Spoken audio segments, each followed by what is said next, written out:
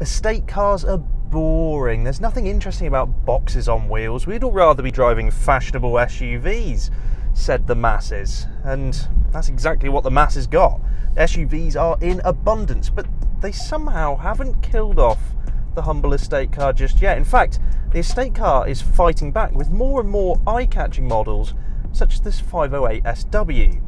I mean, sure, it might not be as imposing as an SUV or as flash as Mr. and Mrs. Smith's big grilled monster in the driveway, but there is something quite seductive to this Peugeot.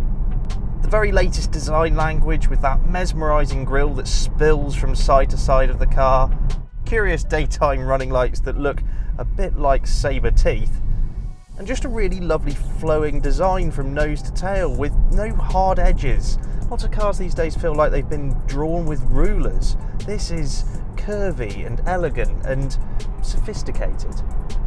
SW in Peugeot speak means estate car, and this is obviously the estate of the handsome 508 saloon. This top-of-the-line car in GT specification looks great with its snazzy 18-inch alloy wheels, darkened trim, and really premium-looking rear end. There's nothing workaday about this estate car. It's a properly upmarket affair from Peugeot. The extremely civilised design isn't exclusive to the exterior either, because in here is a sea of interesting textured materials, high-quality surfaces, and a dashboard that just frankly makes everything else look a little bit dull. Now, all cars come standard with this large 10-inch infotainment system. It runs Peugeot's latest software and it's fine, it's okay. It's maybe not quite as fast as what it could be, but the fact the screen is 10 inches is a really nice, easy to use size on the move. However, what most people will do, which is what I've done pretty much the whole time driving this car, is plug in my phone and run Apple CarPlay or Android Auto. It's a system that everybody's used to. It's as intuitive as using your own mobile phone, just on a different screen. So I wonder how many days OEM infotainment systems have left in them, to be honest, because who doesn't plug in their phone these days? However, a really nice physical touch of Peugeot's own system are these piano shortcut keys. We see it across the range. It's really nice for diving in and out of menus and having something physically to anchor onto on the dashboard. It means there's no blind stabbing of the screen whilst you're driving, though I would like the air conditioning controls to be physical as well. They go into a menu, but then you have to dial them up on the screen, which is a little bit annoying and not the most ergonomic thing. What I do find to be very ergonomic is Peugeot's iCockpit, which is what they call this sort of layout, where you've got a 12-inch digital instrument panel sitting above a smaller steering wheel. Now, this instrument panel is totally customizable. You can have various modes and dials and whatever you fancy in there in terms of information at your fingertips. I really like the navigation mode. It sort of apes one of Audi's systems where it overlays the nav on here, and it just means you don't have to keep looking down at the navigation. It's just a glance away, and it's really beautifully integrated. The graphics are really nice on here. Now, it's well documented that this lower steering wheel setup doesn't get on with everybody, but to be honest, that tends to be the minority and only those who are particularly tall. Those of average height should sit behind the wheel perfectly comfortable. There's loads of adjustment in the wheel, loads of adjustment in the seating. And yeah, I find Peugeot's actually to not be an issue. And one of the bonuses of this little steering wheel is that when you're trying to parallel park, it's less wrestling with the wheel. It's a smaller motion to get the wheels turned. Small thing, but something that actually helps the day-to-day of living with this car. This being a GT car, it means it gets full leather upholstery with this really lovely quilted effect on it. The seats have plenty of adjustment to them. They're heated. They're also massaging, which is very nice on those lengthy trips where you're just feeling a little bit stressed out and your lower back's tied in knots. It's not Mercedes-Benz S-Class levels of massaging in here, to be totally fair with you, but it is nice. It's definitely a nice luxury to have, and the passenger seat also gets one as well. Rear passengers are given the very same leather treatment with good levels of legroom. Because this optional glass panoramic roof doesn't stretch all the way back, it means that headroom isn't compromised. Although that middle passenger does have to suffer the transmission hump in the floor. What about the boot? Because estate cars are all about the booty. Open the electric tailgate for a plentiful 530 litres. Folding those rear seats down expands this to 1,780 litres, making the 508 SW a really versatile family car. couple of interesting but pricey options that this 508 has is the glass panoramic sunroof that can open on sunnier days than what we have today, and also night vision, which is a good asset if you drive down plenty of country roads and want to spot a deer, but I'd say generally speaking, I think most owners would save the cash and spend it on other options they desire more. Now let's talk more specifically about what's under the skin of this specific 508 SW, because it's the plug-in hybrid model, the 225. And that means it has a 1.6 litre turbocharged petrol engine and an electric motor. And that means that it can drive on solely electricity, a combination of combustion and electricity, or just combustion alone. The 11.8 kilowatt hour battery under the floor gives a predicted range of 33 to 39 miles on pure EV and can be charged from a home wall box in 1 hour 45 minutes.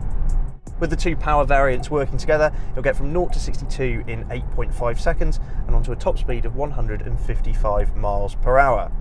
So let's talk about how the car behaves just as an EV for a moment. So 33 to 39 miles of pure EV range, I'd say that's pretty much true. I've been getting about 33 miles out of a full charge on the battery. Obviously that's weather dependent and all of those things that come with EV powertrains. But 33 miles is pretty good. There's enough to do your average commute and back purely on electricity.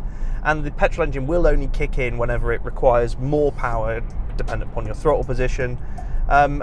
And can actually serve as an electric generator, which brings me on to my favourite thing about this powertrain, in fact in all Peugeots, is that you can go into the electric settings here and select e-save mode, and that will kick the engine on and it will charge the battery as you're going. So if you don't have somewhere to charge this car at home, obviously ideally you'd start every day with 100% battery and use it on electric as much as possible, but if you don't have access to a charger immediately, you can force the car to charge the battery as you go and arrive at your destination or arrive in a more populated area with battery power to use.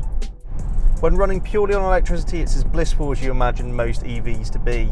It's quiet, it has an extra sort of element of relaxation without a combustion engine continuously churning away in the background. There's no vibrations, and it's sort of responsive enough in this mode. It's not like a Tesla. You do get torque delivered relatively immediately, but it's only about 108 brake horsepower when it's just using electricity alone.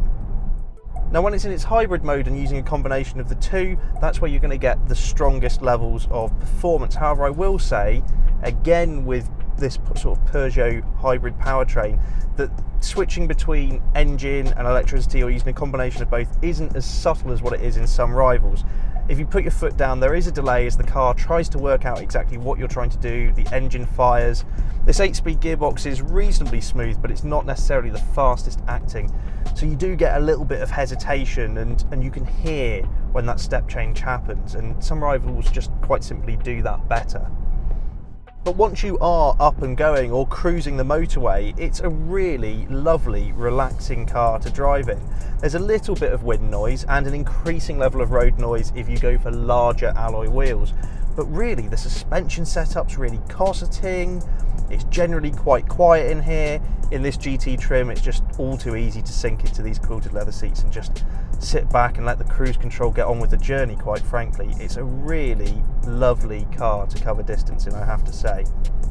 One of the big benefits of cars that are plug-in hybrids has to be the benefit in kind savings for those who are using this as a company car, but also the overall savings in terms of fuel costs if you're using it on electricity predominantly. Like I say, if you can plug this car in overnight, you might not touch the petrol pumps for quite a while.